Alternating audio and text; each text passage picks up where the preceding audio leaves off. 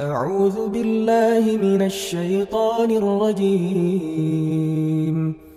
بسم الله الرحمن الرحيم.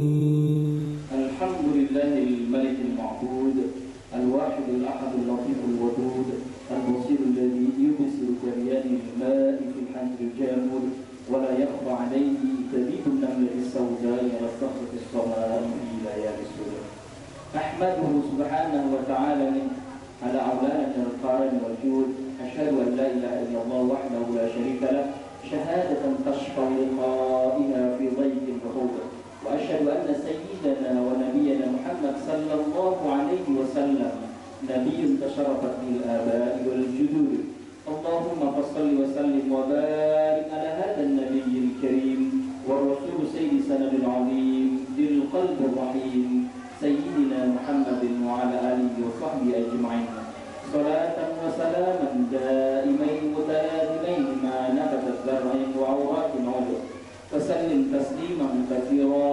أيها الناس اتقوا الله حق تقاته ولا تموتن إلا وأنتم مسلمون.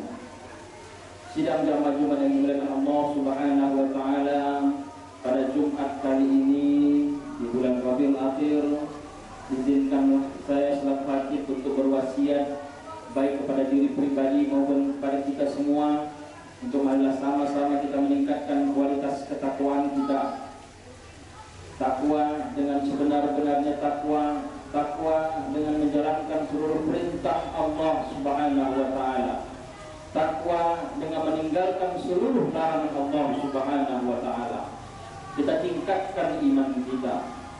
Allah menyuruh kita beriman dan bertakwa di dalam Al-Quran lebih dari 50 kali. Penyebutan kata takwa, keharusan kita bertakwa. Allah ingin mengajarkan kepada kita pentingnya takwa, sehingga kita tidak mungkin bahagia. Apakah bahagia di dunia, terlebih bahagia di akhirat tanpa ada takwa dalam diri kita. Sidang Jumat yang dimuliakan Allah Subhanahu wa taala, setelah kita bersyukur kepada Allah Subhanahu wa taala, kemudian kita berselawat kepada Nabi besar Muhammad sallallahu alaihi wasallam, kita berdoa semoga Allah Subhanahu wa taala menerima segala amal ibadah kita. Derap langkah kaki kita dari rumah atau dari tempat manapun ke masjid Raudah yang kita cintai ini dihitung Allah sebagai ibadah, dan nantinya ketika kita salat kita diterima oleh Allah Subhanahu wa taala, dan kita berdoa, doa kita diijabah oleh Allah Subhanahu wa taala. Dan tentunya juga kita berharap semoga kita tetap menjadi pengikut setia baginda Rasulullah sallallahu alaihi wasallam. Kita tauladani akhlaknya Rasulullah, sebagaimana Rasul mengatakan, wa ma bu'istu li utammima illa makarimal akhlak, bahwa Rasul hanya diutus hanya untuk memperbaiki akhlak. Maka teruslah kita memperbaiki akhlak kita untuk meniru Rasulullah sallallahu alaihi wasallam. Dan tentunya kita juga berharap, berdoa semoga Allah Subhanahu wa taala tidak mewafatkan kita, tidak memanggil kita, kecuali kita dalam keadaan berserah diri, sebagaimana firman Allah dalam surah Al-Baqarah, wa tamutunna illa wa antum muslimun. Sidang Jumat yang dimuliakan Allah Subhanahu wa taala, Islam merupakan agama rahmatan lil alamin. Kita adalah agama yang menjadi rahmat bagi sekalian alam. Namun demikian, di dalam syariat Islam juga ada sebutan untuk jihad, ada juga syariat untuk jihad. Jihad dalam arti kata luas, sebagaimana adik-adik sekarang ini yang belajar di sekolah, itu juga jihad. Sebagaimana kita sebagai kepala rumah tangga mencari nafkah, itu juga jihad, terutama ketika kita jihad mencari yang halal. Adik-adik kita jihad dengan belajar menuntut ilmu billahi ta'ala. Tetapi dalam Al-Quran juga, di samping ada kata jihad yang besar, juga terkadang Allah menentukan langsung dengan kalimat bukan hanya jihad di jalan Allah, tapi langsung dengan kata qital. Qital itu bahagian dari jihad. Qital itu adalah perang mengangkat senjata. Sebagaimana firman Allah surah Al-Baqarah, wa qatilu fi sabilillahi alladhina yuqatilunakum Perangilah di jalan Allah orang-orang yang memerangi kamu. Jadi dalam konsep Islam tidak pernah kita dahulu menyerah. Perangilah di jalan Allah orang-orang yang memerangi kamu, wala ta'tadu, tapi jangan berlebihan. Innallaha la yuhibbul mu'tadin. Allah tidak suka dengan orang-orang yang berlebihan. Kemudian dilanjutkan dalam surat Al-Baqarah, waqtuluhum haitsu thaqiftumuhum wa akhrijuhum min haitsu akhrajukum wal fitnatu ashaddu minal qatl wa la tuqatiluhum 'indal masjidil haram hatta yuqatilukum fihi. Dilanjutkan firman Allah, kita diwajibkan untuk memerangi di mana kita dapat, tetapi orang-orang yang memerangi kita. Firman Allah ini, kalau mereka lari ke Masjidil Haram, tidak usah kita perangi, tapi ketika mereka menyerang, maka kita serang kembali. Fa in intahu fa innallaha ghafurur rahim.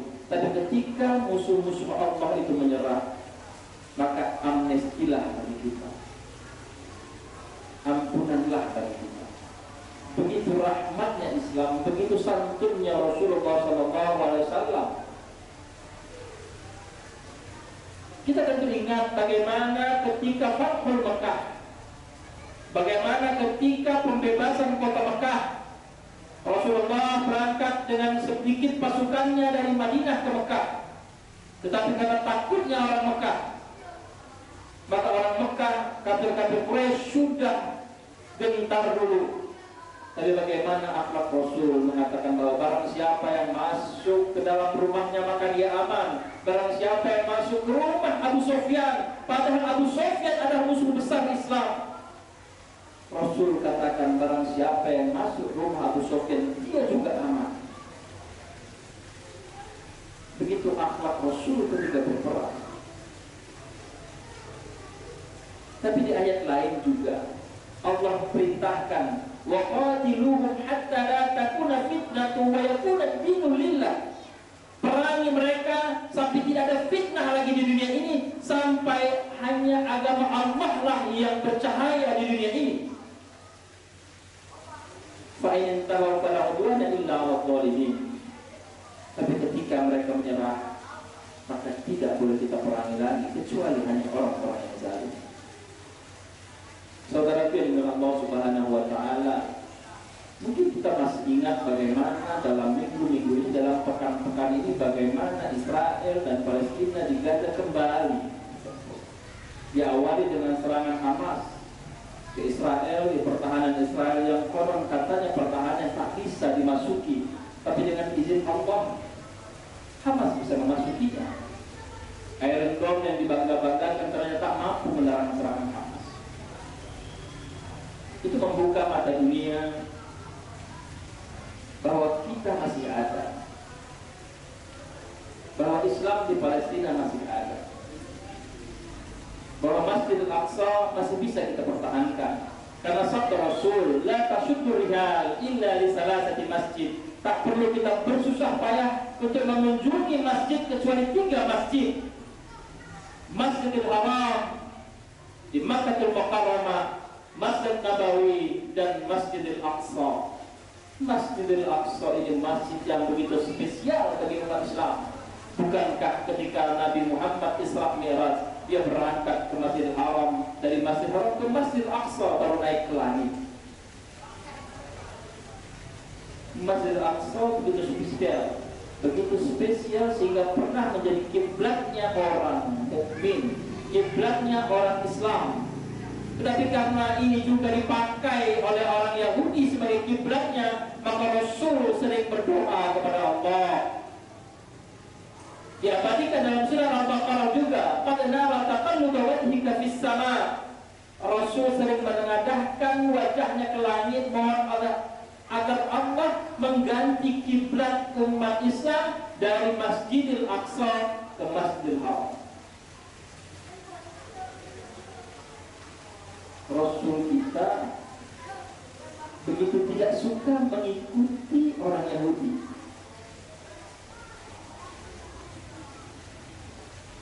Maka beberapa hadis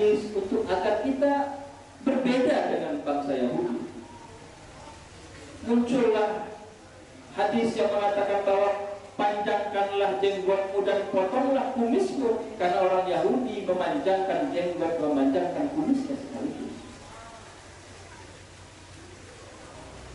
Ketika orang Yahudi harinya hari Sabtu, hari kita adalah hari Jumat.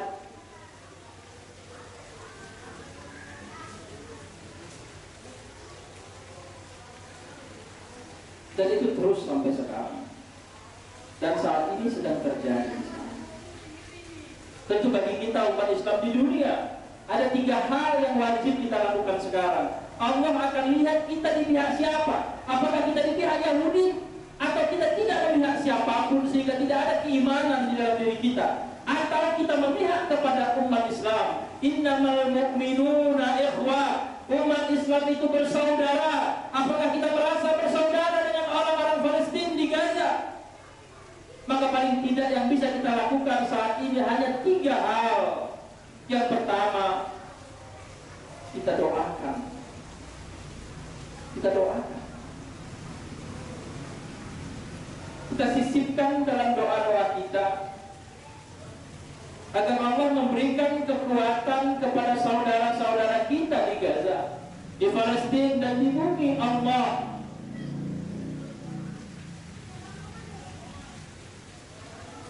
Sempatkan kita bangun malam, sempatkan kita sisipkan dalam doa-doa kita.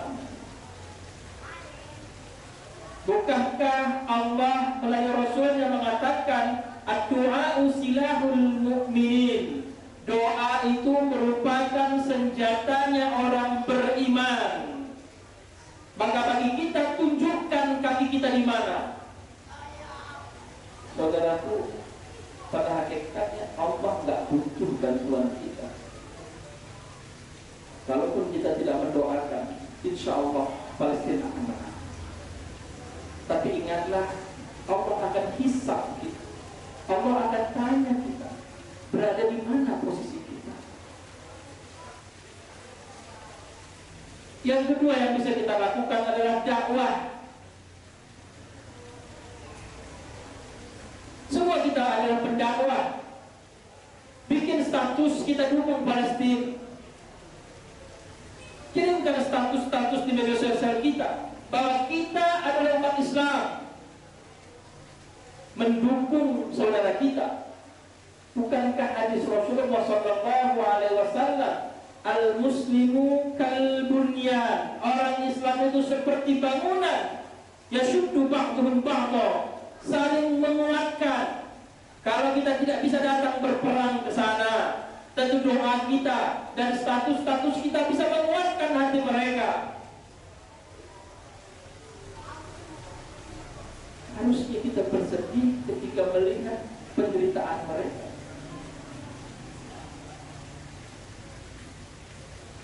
Harusnya kita bersedih. Sebagaimana sabda Rasul, umat Islam itu seperti kal-jasadil wahid, seperti tubuh yang satu. Kalau yang satu sakit, maka yang satu merasakan juga rasa sakit. Bagaimana saudara kita nggak bisa tidur tenang karena gempuran-gempuran. Dan yang ketiga yang wajib kita lakukan adalah donasi. Setelah kita doakan, kemudian kita dakwahkan dengan rotasi dan dengan media-media sosial kita atau media konvensional kita, yang tidak kita lakukan adalah donasi. Saat ini banyak sekali yang mengimpun donasi. Kita tinggalkan, silahkan pilih.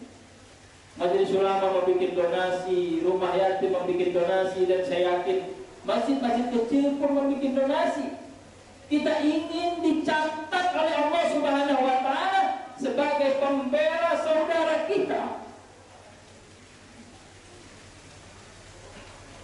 Kita mungkin tidak bisa berjihad perang besar, tapi doa-doa kita sampaikan, dakwah-dakwah kita sampaikan lewat handphone kita. Donasi kita walaupun hanya mungkin Rp2.000, Rp5.000, itu akan dicatat bahwa kita berpihak.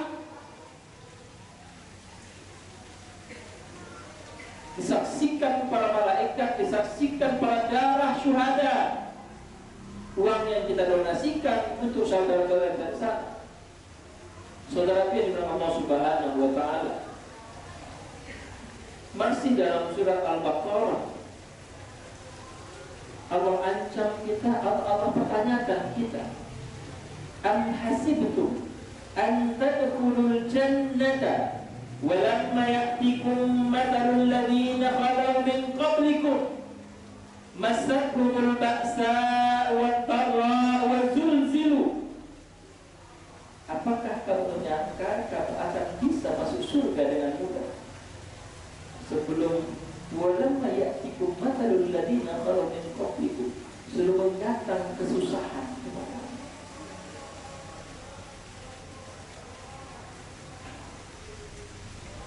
Artinya saudara kita di sana sudah dijamin masuk surga. Kita di sini tolonglah, sumbanglah doa kita, sumbanglah dakwah kita, dan sumbanglah donasi kita. Hatta yaqula ar-rasul wal ladzina amanu ma'ahu mata nasrullah. Kapan datang pertolongan Allah? Dan Allah katakan, ala inna nasrallahi qarib. Pertolongan Allah itu sangat dekat. Allah hanya ingin melihat kita, Allah hanya ingin menguji kita sebagaimana kekuatan kita untuk berperang. Jika Allah mengizinkan, Allah akan turunkan bala tentaranya. Mudah bagi Allah untuk menenggelamkan kapal itu mungkin kita masih ingat bagaimana tentara yang begitu hebat, tentara bergajah yang diabadikan dalam surat Al-Fil, alam tara kaifa fa'ala rabbuka bi ashabil fil alam yaj'al kaidahum fi tadlil. Dihancurkan oleh Allah, mengirimkan burung-burung kecil yang membawa batu-batu kecil dari neraka.